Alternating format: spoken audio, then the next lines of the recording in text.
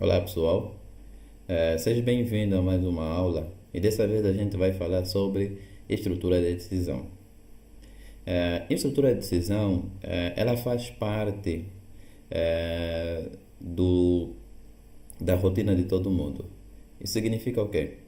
Que diariamente, desde o momento em que a gente desperta, ok, até o momento em que a gente vai ter que deitar novamente, a gente tem que sempre que tomar algumas decisões. Então, as tomadas de decisões fazem parte da vida do ser humano, querendo ou não. Então, querendo ou não, a gente é obrigado a tomar decisões, ok?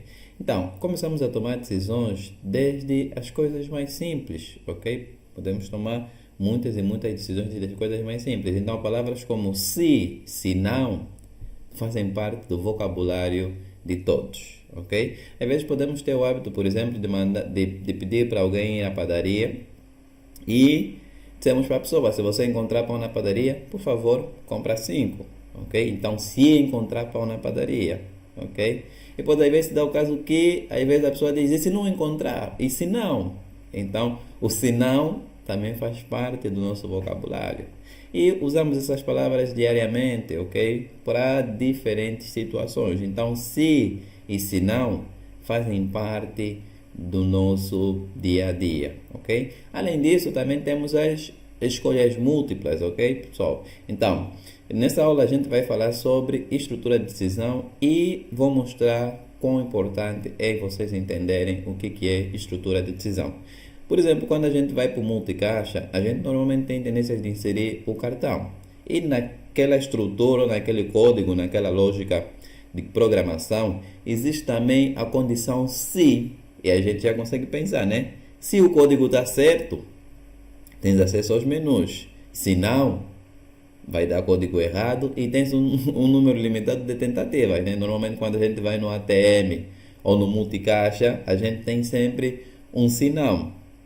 Ou às vezes também pode se dar o caso que a gente peça um favor para o nosso irmão menor ou para o nosso filho para ir comprar um artigo ou um biscoito, uma bolacha, um chocolate na cantina e às vezes ele diz: e se não tiver chocolate? A gente diz: não, compra um outro sabor, e se não tiver o sabor que a gente desejar, compra qualquer coisa.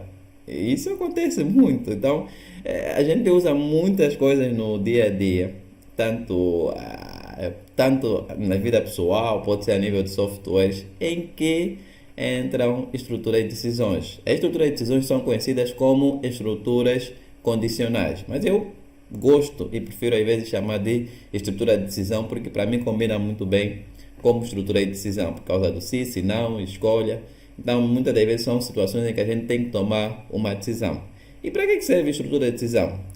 A estrutura de decisão serve para definir que caminho o nosso algoritmo, ou o nosso programa, ou a nossa vida deve seguir. E às vezes pode se dar o caso que a gente esteja a caminhar pela rua e a gente vai decidir qual alternativa a gente, ou quais são os caminhos que a gente deve cruzar ou percorrer para chegar num determinado ponto, principalmente quando a gente já conhece como é que é o nosso bairro, qual é a nossa rua, a gente já sabe: não só entrar daqui da esquina, ou se entrar dali, vou sair aqui por causa. Então, essa estrutura de decisões para mim são extremamente importantes e eu vou vos garantir: sistemas operativos, qualquer aplicativos a nível do mundo, qualquer software que vocês estejam a ver, funcionam com estrutura de decisão.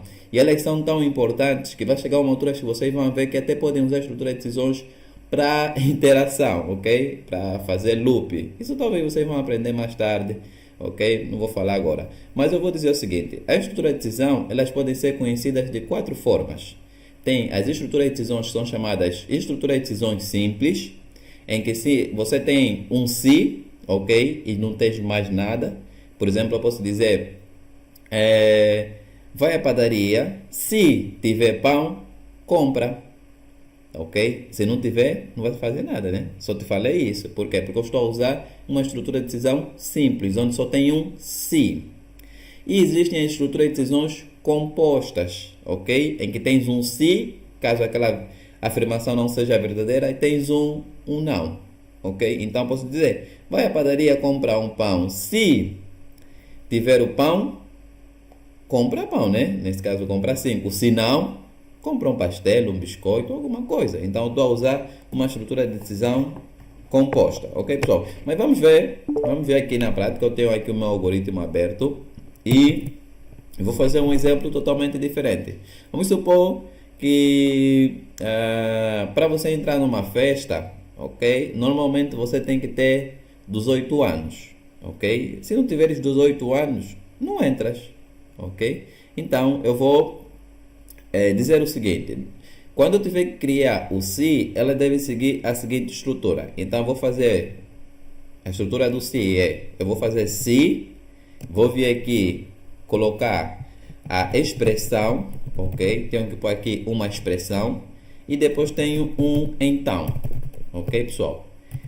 E o fim do se, conforme eu digo sempre, todo algoritmo tem um início e tem um fim. Então eu tenho se, a expressão, então faz isso, ok? E tenho aqui um fim. Então eu posso dizer, por exemplo, se você ou a pessoa tem 18 anos, é uma expressão, se tem 18 anos, então podes entrar.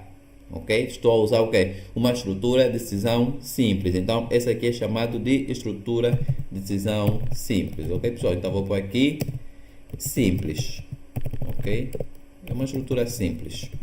Então, nessa estrutura simples, eu tenho uma expressão. Essa expressão, ela tem que me retornar um resultado verdadeiro. Caso não retorne verdadeiro, ela não é executado. E o que vai ser executado é somente tudo que tiver dentro daqui, ok, pessoal? Tudo que começa daqui e termina aqui, ok, pessoal? Então, nesse caso, somente a linha 10 e 11 seriam as informações executadas. Então, vamos fazer isso. Vou ver que vou declarar uma variável do tipo idade, ou uma variável do tipo inteiro, ok? Normalmente as idades são do tipo inteiro. E vou pedir essa variável. Vou meter o comando escreva, simplesmente para poder facilitar a interação com o usuário. E vou dizer, digite a tua idade. E 2 pontos. Eu aqui vou pôr o comando que é para ler a idade. O comando ler é um comando que permite receber valores a partir do teclado. E aqui já tenho.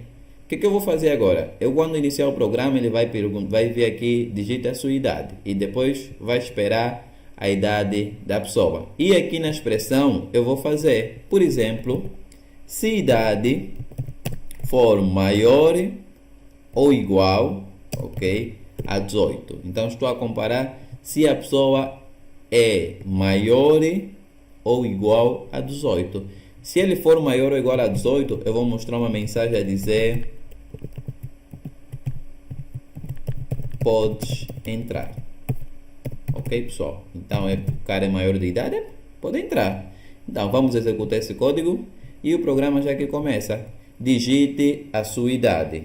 Eu vou digitar 19 e ele vem a mensagem: pode entrar. Ok, pessoal? Então, essa é a ideia do algoritmo.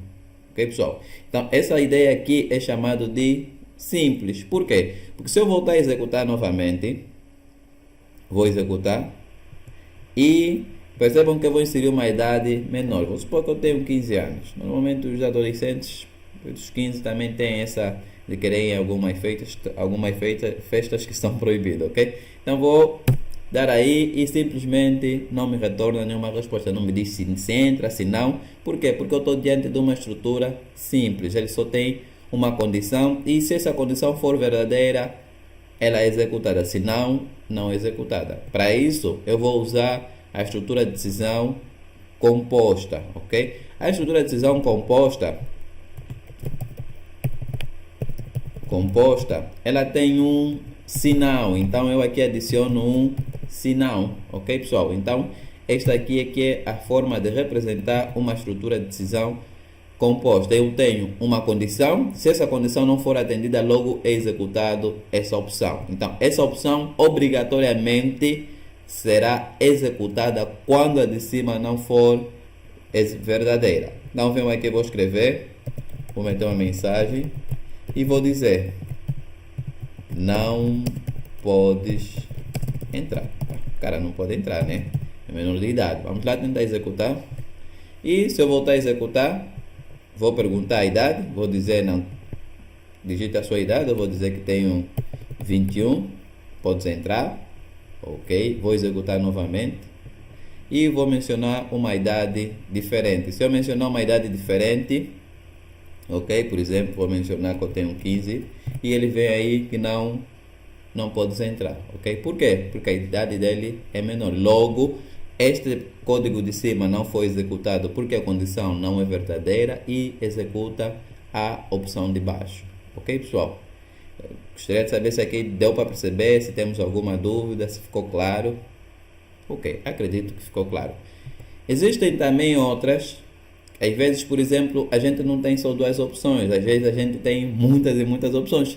Isso às vezes acontece quando alguém quer brincar conosco. Tem uma brincadeira que estava a girar muito nas redes sociais e é que ficou tipo uma espécie de moda. Então o rapaz pede um copo de água e ele e o pai pergunta, natural ou fresca? Ele diz fresca, com gelo ou sem gelo? Com gelo. E vai fazendo esse sinal, e acaba ficando numa cadeia ou um conjunto de vários sim. Porque às vezes tem essa situação em que você manda alguém para a cantina ou pede para alguém na cantina comprar algum produto. Ele te faz muitos sim, para saber quais são todas as possibilidades que você tem. Então, pedir para ir comprar uma bolacha do tipo Maria. E se não tiver Maria, compra a Joana. E se não tiver a Joana, compra a Ana. E se não tiver a Ana, compra a Bela. E se não tiver a Bela, cara, compra qualquer que você quiser. Ok? Então, isso aí é chamado de estrutura de decisão alinhada. Ok? E a gente tem um se dentro de si e fica aí, parece uma loucura. Mas isso acontece muito nos softwares. Ok, pessoal? Até softwares de algumas pessoas extremamente profissionais também usam estrutura de decisões alinhada. Mas vamos tentar ver um exemplo em que a gente pode aplicar essa condição, ok? Então, vamos supor nesse mesmo exemplo, vou tentar pensar em alguma coisa, ok? Vamos supor nesse exemplo em que eu não posso entrar porque sou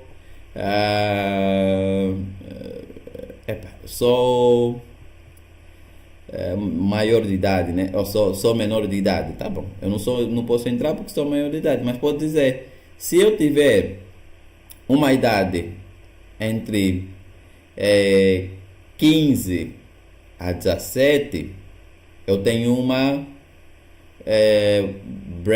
brecha, ok? Ou uma possibilidade de um convite para um outro tipo de evento, ok? Vamos supor, só estou a dar um exemplo, nesse momento me surgiu essa ideia. Então, eu posso vir aqui e adicionar um segundo se, ok? Então, por exemplo, eu posso dizer se eu tiver uma idade e a minha idade for compreendida entre, por exemplo, se eu tiver maior que 15, acho que vou pôr mesmo assim, maior ou igual a 15, ok, pessoal? E, ok, idade menor ou igual a 17, ok, pessoal? Então, vamos me dizer, por exemplo, vou meter aqui um fim, se, ok, e vou dizer aqui, escreva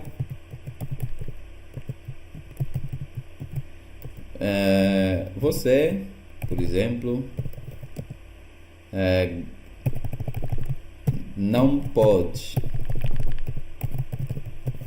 entrar, mas ganhaste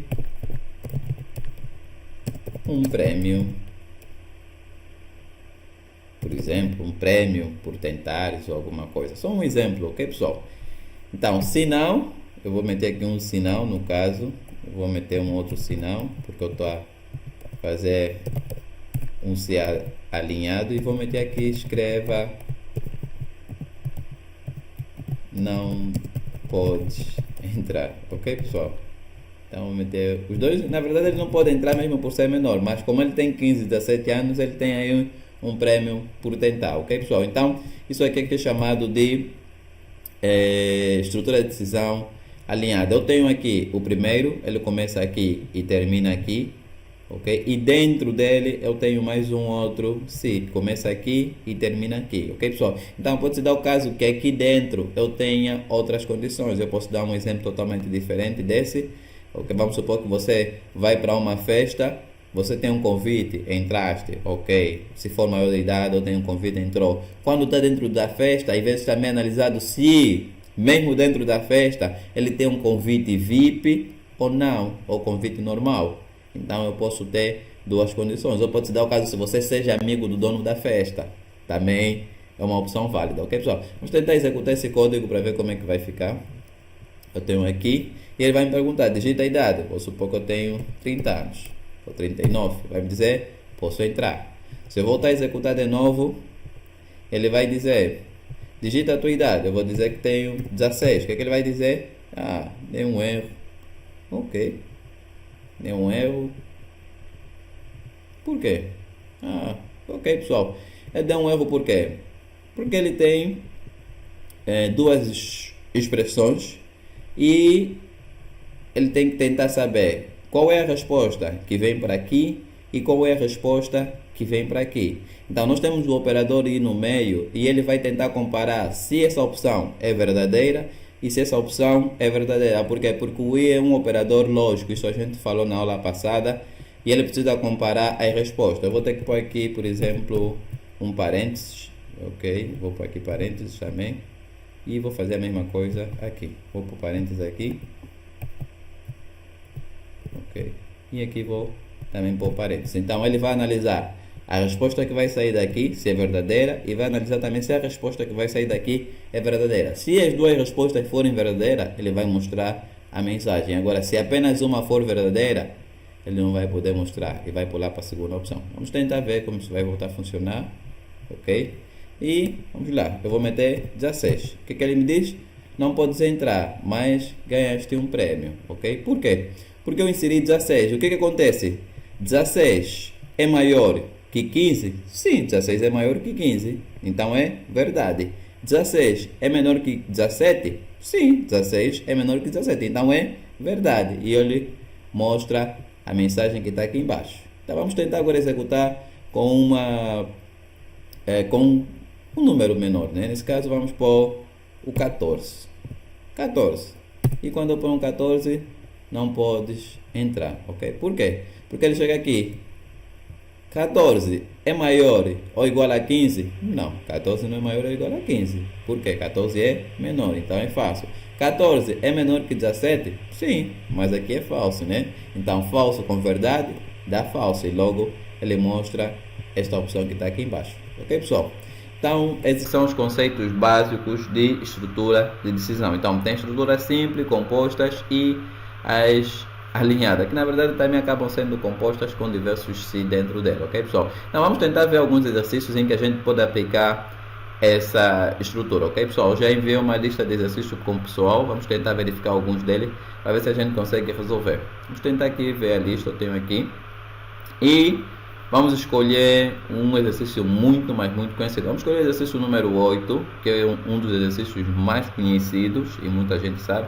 Ele diz o seguinte: construa um algoritmo ou um programa em Visual G que recebe duas notas e o nome do aluno e calcule a média aritmética. Se for maior ou igual a 10, escreva aprovado. Se não, escreva reprovado. Então, pessoal, temos aqui se for maior ou igual a 10, aprovado. Se não, reprovado. Então, a gente já consegue ver que estamos a falar de uma estrutura composta. Então, vou salvar esse código, ok? Vou colocar aqui no ambiente de trabalho, ok? E vou dar aula 4, ok, pessoal? Então vou dar um ok e vou abrir um novo documento. Normalmente eu gosto de remover comentários, conforme os colegas já sabem.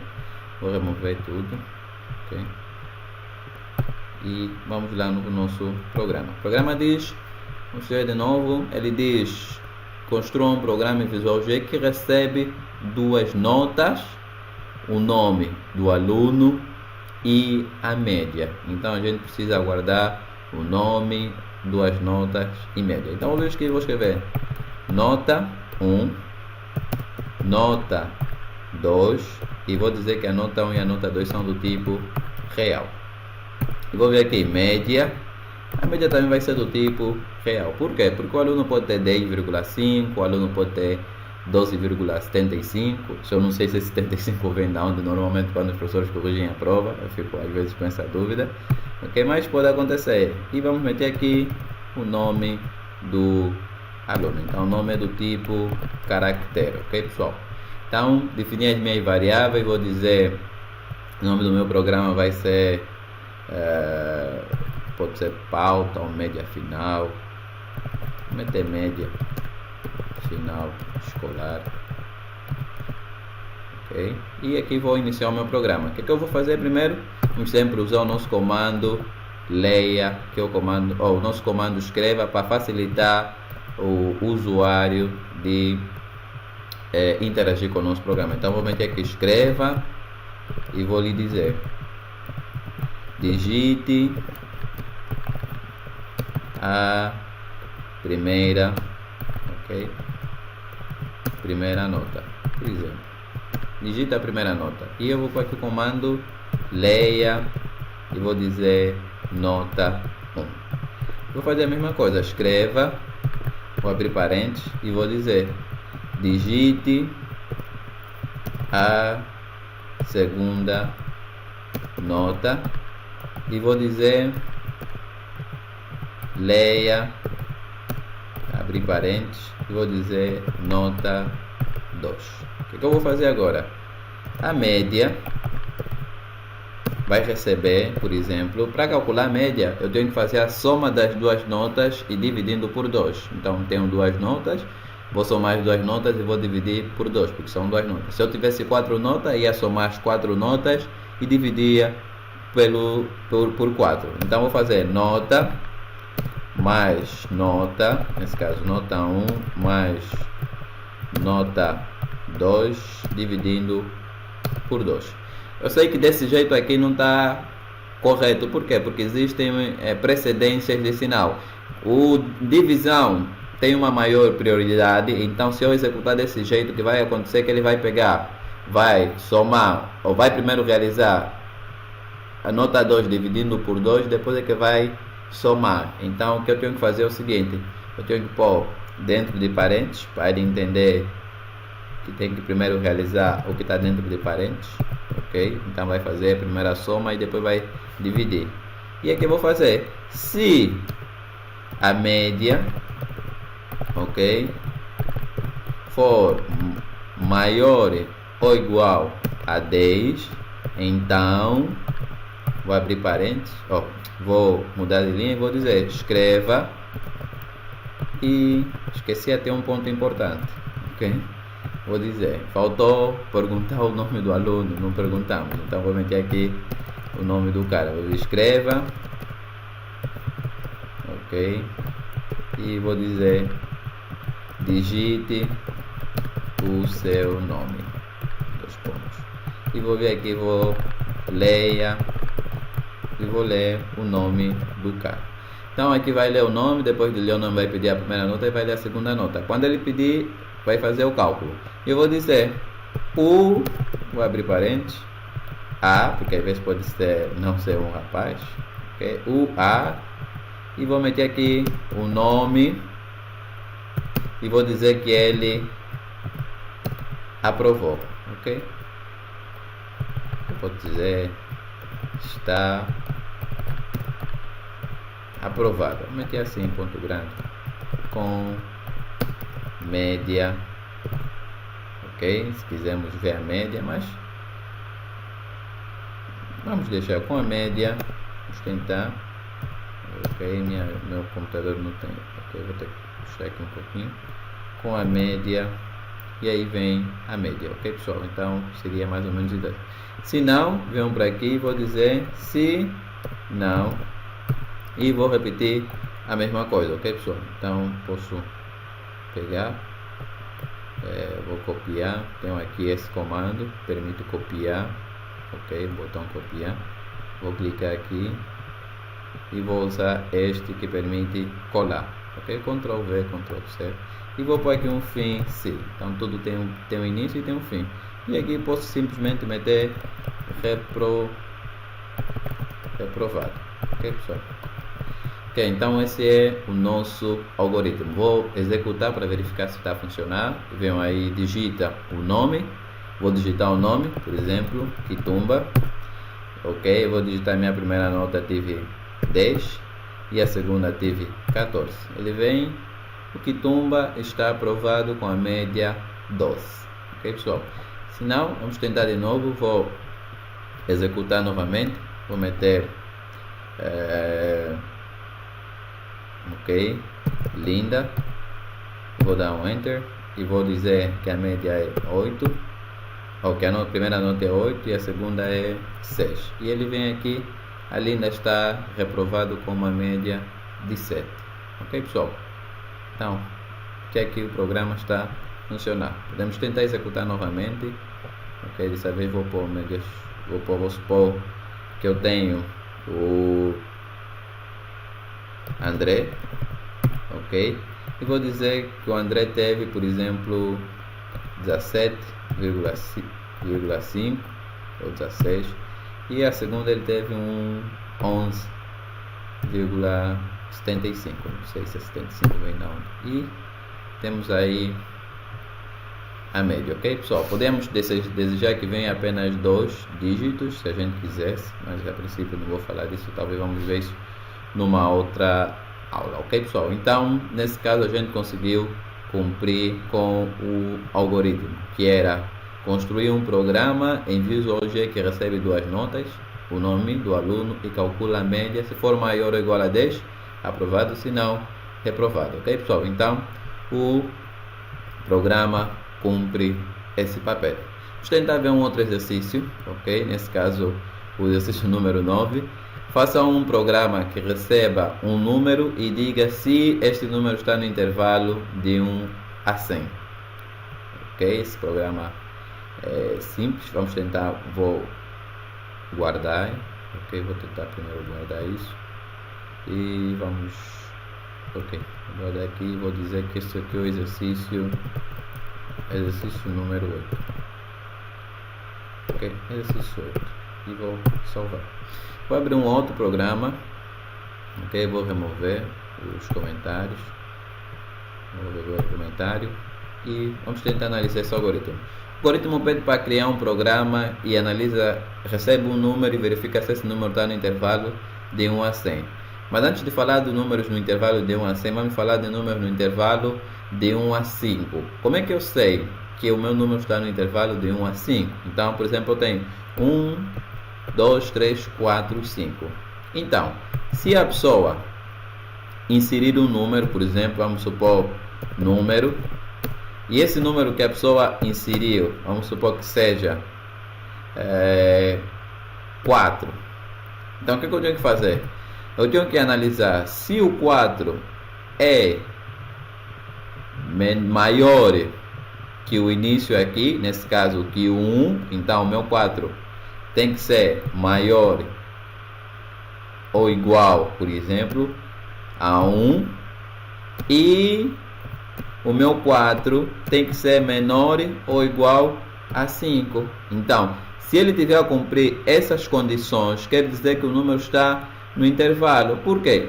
Porque eu estou a usar o operador i. O i só é verdadeiro quando as duas condições forem verdadeiras. Então, se eu inserir o 4, o que ele vai fazer? 4 é maior ou igual a 1? Sim, o 4 é maior que 1. E 4 é menor ou igual a 5? Sim, 4 é menor que 5. Por quê? Porque o 4 vai atender às condições. O 4 está aqui nesse intervalo. Então, o 4 tem que ser maior. 1, 2, 3. O 4 é maior que esses números, mas é menor que o 5. Por quê? Porque o 5 é o último número. Então, estou a dizer que estou a verificar os números que vão no intervalo de 1 a 5. Então, essa é a lógica que você usa para poder verificar se um número está no intervalo ou não.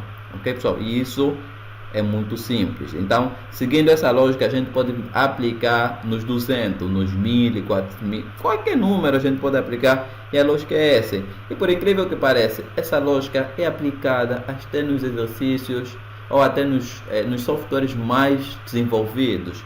Talvez quando vocês começarem a a progredir. Eu vou falar no próximo curso eu vou falar de Java, e não sei se ainda vou chegar a falar de Java 8 já, mas talvez vocês um dia vão ver. O Java 8 acaba trazendo ferramentas que dão tratamentos de você poder conseguir fazer esse tipo de operações de forma muito mais elegante, ok, pessoal? Então, esses exemplos que vocês estão a ver aqui, esses exercícios que eu estou a mencionar, são exercícios que vocês aplicam em softwares reais, em programas que funcionam mesmo, tanto numa instituição, ok, pessoal, você encontra lá e funcionam com esses problemas básicos que estamos a ver aqui em lógica de programação. Por isso é que você às vezes vê que as pessoas têm muitos problemas com programação, porque pularam a base, porque não entenderam perfeitamente o que é lógica de programação, o que é amar entender os problemas e resolver, né, pessoal? Vamos tentar verificar esse exercício. Eu vou criar aqui uma variável, vou chamar minha variável de número e vou dizer que número é do tipo inteiro, ok, pessoal? Vou vir aqui, vou meter um escreva, ok, conforme já estamos habituados, e vou dizer digite um número, ok, pessoal? Digite um número e vou vir, leia, vou receber o número e vou solicitar o número. O que eu vou fazer? Se o número, por exemplo, já sei que tenho que pôr dentro de parênteses essa expressão, o número for maior ou igual a 100, ok, e número menor ou igual a 200. O que ele tem que fazer? Então, ok, vou dizer, escreva, ok, posso meter aqui a mensagem, o número, por exemplo, vou meter o número, para aparecer o número, e vou dizer, está no intervalo, ok? Se não, posso dizer, né? Se não sei se aí tem um sinal, deixa eu verificar, ok, ele não tem nenhum sinal, mas a gente vai adicionar, se não, e vou dizer, vou fazer um copy, ok, pessoal? Vou copiar, essa é uma das coisas que acontece muito na programação, mas isso vocês só fazem quando já tiverem totalmente familiarizados. Só estou a fazer isso porque eu já estou totalmente familiarizado com isso, e tem que fazer copy paste, ok, pessoal? Fazerem copiar e colar. Então vou executar o meu algoritmo. Quando eu executar, ele vem aí, digita um número, vou digitar, por exemplo, 110, ele diz que o 110 está no intervalo. Vou digitar, por exemplo, 199, vai dizer que o 199 está no intervalo. Se eu digitar 200, vai dizer que o 200 está no intervalo. Mas se eu digitar 99, talvez sempre está no intervalo. Por quê? Esse é o problema do copy, meu chefe. Conseguem ver, né? Quando você faz copy, há muita probabilidade de você cometer esse erro. Por quê? Porque eu não mudei aqui a mensagem, não está no intervalo. Então vamos tentar de novo e vou meter o 99 e vai dizer não está no intervalo, ok? Vou executar mais uma vez, vou pôr 201, ok, pessoal, vou pôr 201 e ele vem aí a mensagem, ok, não está no intervalo, pessoal. Isso é um exercício básico. Só nesse momento a gente já conseguiu resolver 2 exercícios. Vamos tentar resolver o nosso penúltimo, ok, para a gente tentar entrar na outra parte que faltava, que era as estruturas de escolhas múltiplas, ok? Eu vou tentar fazer agora o exercício número 11. Ele diz o seguinte: faça um programa que verifica se um número é par ou ímpar. Esse exercício também é muito simples e a gente está muito familiarizado com esse tipo de exercício. A gente já vem aprender desde o ensino primário também, desde a base, o que são números, números pares ou números ímpares. Estava a tentar falar em primos, né? Em que todo mundo, na maioria das vezes as pessoas sabem o que são números primos, quando ele é dividido, é divisível por ele mesmo e por 1, acho que seria mais ou menos isso, mas não é isso que eu estou a falar. Eu estou a falar de números pares e ímpares, ok? Não, vou tentar fazer uma pequena confusão com números primos. Mas vamos tentar resolver a situação. Aí diz o seguinte: cria um programa, ok, que verifica se um número é par ou ímpar. E eu vou salvar esse aqui. Eu vou dizer o exercício da aula, exercício 9, ok, e vou salvar. Ok, então vou abrir aqui já um novo, vou tirar os comentários, vou tirar. Ok, pessoal, para me verificar se um número é par ou ímpar, vou meter aqui par ou ímpar, por exemplo. Para me verificar se um número é par ou ímpar, eu tenho que dividir esse número por 2. Se eu dividir qualquer número por 2, um número inteiro, né, números sem vírgula, e esse número o resto da divisão for 0, significa que esse número é par. Se o resto da divisão for 1, significa que esse número é ímpar. Por exemplo, se eu tiver o 7, e o 7 eu tiver que dividir por 2, normalmente isso vai me dar igual a 3. Então, se eu fizer o 3 vezes o 2, isso vai dar 6. 6 menos 7, ou 7 menos 6, isso aqui vai dar 1. Então, quer dizer que o resto da divisão dessa operação aqui é 1. Ok? Então, eu tenho aqui o resto da divisão como 1. Então, o que eu tenho que fazer? Eu vou comparar se esse meu número é igual a 0 ou não. Posso fazer isso. Ou, por exemplo, se eu tiver o 8. 8 dividindo por 2, isso vai dar 4. 4 vezes 2 vai dar 8. 8 menos 8, isso vai dar 0. Então, quer dizer que aqui o resto da divisão é igual a 0. Então, quando eu quero saber se o número é par ou ímpar, eu tenho que verificar se ele é 1 ou se é 0 o resto da divisão. Se o resto da divisão for 0, então quer dizer que ele é par. Se for 1, quer dizer que o número é ímpar. Ok, pessoal? Então, esse é o jeito que vocês vão usar para poder verificar se um número é par ou ímpar. Ok? Então, seguindo essa lógica, a gente também pode aplicar. E tem um operador que a gente falou na aula passada, que é conhecido como módulo. Então, o módulo, ele te permite que ele te retorna o valor do resto da divisão. Não te retorna propriamente o resultado que vai dar aqui, né? Mas ele vai te retornar esse 0 que está aqui. E a gente vai comparar se esse 0 é igual ao número. Vamos tentar verificar para não fazer uma confusão na cabeça do pessoal. Vou ficar aqui, vou digitar um número qualquer, por exemplo. Vou meter número e vou dizer que o número é do tipo inteiro, ok? Porque a gente quer verificar. Então tem que ser números inteiros. Vou fazer escreva, o mesmo que escreva. Eu acredito que o pessoal já está muito familiarizado com escreva, porque eu estou sempre a digitar escreva. Digite um número, ok? E aqui vou vir e vou receber leia número, ok? Então vou vir aqui e vou dizer se o número dividindo por 2 é igual a 0, quer dizer, se o resto da divisão desse número por 2 for igual a 0, então o que vai acontecer? Vou meter aqui, escreva, e vou mostrar essa mensagem e vou dizer que é par, ok? Só para ficar assim. E se não, ok, vou dizer que é escreva e vou dizer ímpar, ok, pessoal?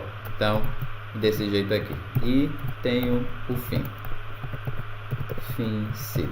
Então, o que vai acontecer? Este número que está aqui, que for inserido pelo usuário, ele vai ser dividido por 2. E quando ele ser dividido por 2, ele tem a possibilidade de ser o resto da divisão 1 ou 0. Se for 0, quer dizer que o número é par. Se não, quer dizer que é ímpar. Então, vou começar e vou inserir, por exemplo, o 8.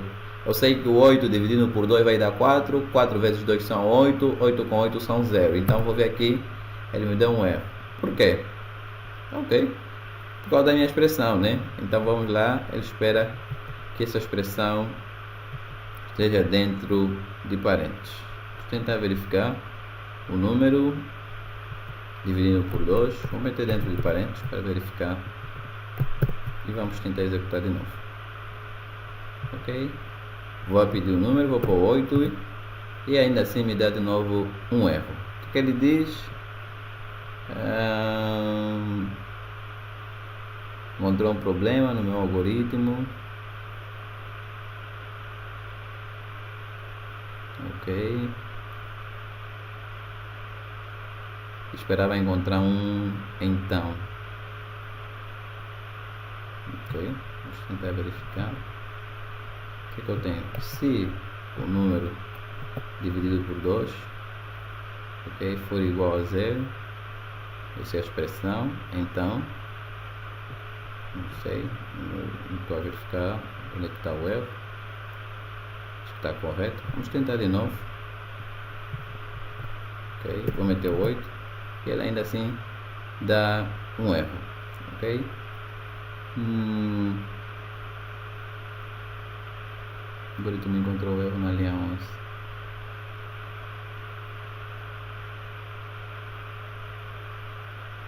Se número com o resto da divisão.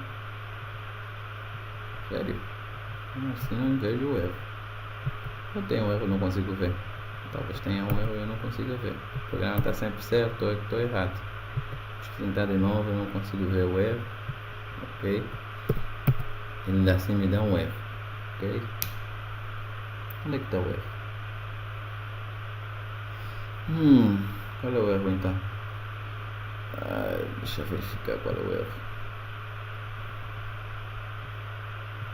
Se número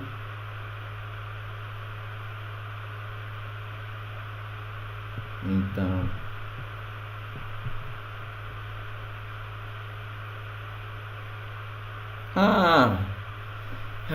pessoal, vamos me perdoar aí. Conforme eu já disse, eu estou muito familiarizado com uma linguagem de programação e normalmente nas linguagens de programação você usa dois iguais para poder comparar alguma coisa. Então o Visual G ele entende apenas um igual e eu ainda não estou muito habituado com um igual, então é por isso que ele continua a me dar aqui o erro. Por quê? Porque eu aqui meti dois iguais. Então nas linguagens de programação, quando você quer fazer comparação com alguma coisa, na maioria das vezes ele usa dois iguais, se bem que tem linguagens que você usa três iguais, como por exemplo no caso do JavaScript, mas eu estou muito habituado com Java, ok? Então é mais dois iguais, então eu meti aqui dois iguais, ele está a entender como um erro, ok? E tem toda a razão, porque pessoal, eu cometi realmente um erro, vou tirar aqui e assim está correto, ok pessoal? Então eu meti dois iguais e o programa não entende que é dois igual, entende que é um igual, ok pessoal? Então vou executar e vamos ver se vai responder. Vou inserir o 8 e logo aí me diz que o número é par, ok pessoal? Acredito que se eu tirar a expressão de parênteses, deixa eu verificar, ele vai funcionar. Vamos lá. E ainda assim funciona, ok pessoal? Então eu fiquei meio esquecido dessa parte, então é normalmente o hábito. Então eu comparo as outras linguagens assim e aqui no Visual G é só um igual, ok pessoal? Então se eu inserir o 8 ou um 10 ou 15 ou 20 ou 16, ele sempre vai me dizer que é número par. Se eu inserir um número, por exemplo o 9 é um número ímpar e por ser número ímpar ele vem a mensagem número ímpar, ok pessoal? Então esse é o exercício. Esse exercício também é muito básico, ok pessoal? O resto o pessoal pode dar continuidade com os outros exercícios e ainda vamos continuar com outro ponto da aula, ok pessoal? Então existe outra estrutura de decisão, ok? Vou clicar aqui, vou abrir um outro programa, vou salvar esse. Existe uma outra estrutura de decisão que é chamada de estrutura de decisão de múltiplas escolhas, ok? Eu normalmente uso muito o exemplo de quando a gente vai para um casamento. Quando vamos para um casamento, normalmente a gente tem aquela tendência de encontrar o buffet. E nos dias de hoje as pessoas realmente vão e gostam de apreciar um bom prato, ok? Principalmente quando vão para um casamento onde normalmente tem pratos que você não tem o hábito de ver constantemente em casa, tem às vezes um prato que você gosta muito e são feitos em ocasiões especiais. E você, quando vai para o buffet, você tem muitas cubas e você tem a opção de verificar várias cubas e decidir qual dos pratos você quer escolher. Você pode escolher uma opção, pode escolher mais de uma opção. Então, diante dessas situações, são chamados de escolha caso, ok? Então, você tem muitas opções e você vai escolher qual dos casos você quer, ok, pessoal? Então, esse caso também acontece muito. E o escolha caso, você só pode usar aqui no Visual G, você só pode usar um valor, só pode usar valores do tipo inteiro, mas ele não faz aquela comparação conforme a gente fez no princípio, se a idade é maior ou não. Ele recebe um valor e verifica se esse valor pertence a que caso, ok? É a mesma coisa às vezes que eu vou para uma rua e essa rua tem múltiplas entradas. Isso acontece muito aqui, principalmente quando você vai talvez para Asbespo, Palanca, você encontra a rua A, rua B, rua C, rua D, e aquelas ruas são todas direitas, rua J. Quando você chega naquele lado da estrada, você vai ter que escolher qual das ruas você quer entrar, se é a rua A, rua B, rua C. Então é mais ou menos desse, mas ele funciona somente com número, ok, pessoal? Então vamos supor que seja um número, rua número 1, rua número 2, rua número 3, e com base no número que você escolheu, vai decidir qual das ruas você quer entrar. Vou supor, por exemplo, vou dizer, cria um algoritmo que insira um número de 1 a 5 e mostra por extenso. Posso fazer um algoritmo desse jeito. Eu, por exemplo, vou vir aqui, vou fazer o número, ok? Vou dizer como é o número do tipo inteiro, e aqui vou vir, vou dizer, escreva, e vou lhe dizer, digite o número, ok, pessoal? Então eu aqui vou esperar receber um número e vou fazer leia e vai receber um número, ok? Então depois eu vou usar o escolha, ok? O comando é escolha e depois eu venho o valor, nesse caso eu posso pôr aqui o número e vou dizer faça, ok? Então o que ele vai fazer? Vai analisar caso, ok, caso 1, o que ele vai fazer? Escreva e vai mostrar uma mensagem. Qual é a mensagem? Sempre vai mostrar 1. Então, caso 2, vou vir aqui, vou mostrar escreva e vou mostrar a mensagem 2, ok? E vou vir de novo, caso 3, ok? Vamos supor que seja só 3, não vou ir muito distante, ok? E vou mostrar o número 3. Então, se você inserir um número que não faz parte, eu tenho aqui a opção chamada outro caso, ok? Ok, chama-se outro caso para dizer que, por exemplo, eu vou dizer opção inválida, porque eu não tenho essa opção que ele inseriu. E vou vir aqui e vou dizer fim escolha, ok, pessoal? Vamos tentar executar o algoritmo para verificar e começar aí. Vou digitar o número 1, o que ele vem? Inserir o número 1, ok? Vou digitar o número 3 dessa vez, o que ele vai mostrar? Inserir o número 3. Vou inserir um número 50 ou número 50, o que vai mostrar? Opção inválida, ok, pessoal? Então o escolha ele só aceita números inteiros e ele vai comparar se esse número é igual a número 1, se é igual a número 2, se é igual a número 3. É claro que eu poderia adicionar aqui mais opções. Se eu, por exemplo, metesse 0 e 1, também ia funcionar. Se eu executar e inserir o número 0, ele vai mostrar 1, e se eu inserir o 1, vai mostrar 1, ok, pessoal? A gente também pode fazer dessa opção, ok?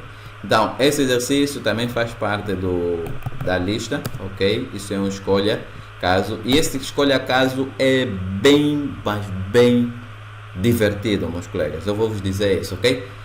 Esse escolha caso funciona muito bem para situações em que você tem uma lista de menus. Escolha a opção número 1, escolha a opção número 2, escolha a opção número 4, usa escolha caso. Em alguns projetos, por exemplo, você pode aplicar no Android, ok? Não sei, talvez não vou falar muito do Android para não poder fazer muita confusão na cabeça dos colegas, mas existem opções que você pode aplicar no Android. Não vou esquecer o Android, vou esquecer a linguagem de programação, não vou falar nada disso. Mas existem muitos sítios onde você pode aplicar. Por exemplo, se você fazer um projeto do ATM, e no ATM você tem a opção 1, opção 2, opção 3, você tem a opção levantamento, tem a opção recarga, pode escolher o escolha caso. Eu tenho um projeto no meu GitHub onde eu faço um ATM, ok? E eu uso lá o escolha caso para muitas opções, ok? Então vocês podem dar uma pequena olhada como usar o escolha caso, e até tem aqui exercício onde eu vou indicar que vocês podem usar o escolha caso. Por exemplo, aqui o exercício número esse exercício 31, vocês podem usar o escolha caso, é o exercício que eu estava a resolver agora. Ele fala de construa um programa, ok, que recebe um número de 1 a 9 e mostra por extenso o número, e caso não seja um valor inválido. Isso eu já fiz agora. Tem o exercício número 32, também um exercício que vocês podem usar o escolha, ok, recebe um número de 1 a 7 e diz se corresponde ao dia da semana, né? Segunda, terça, quarta.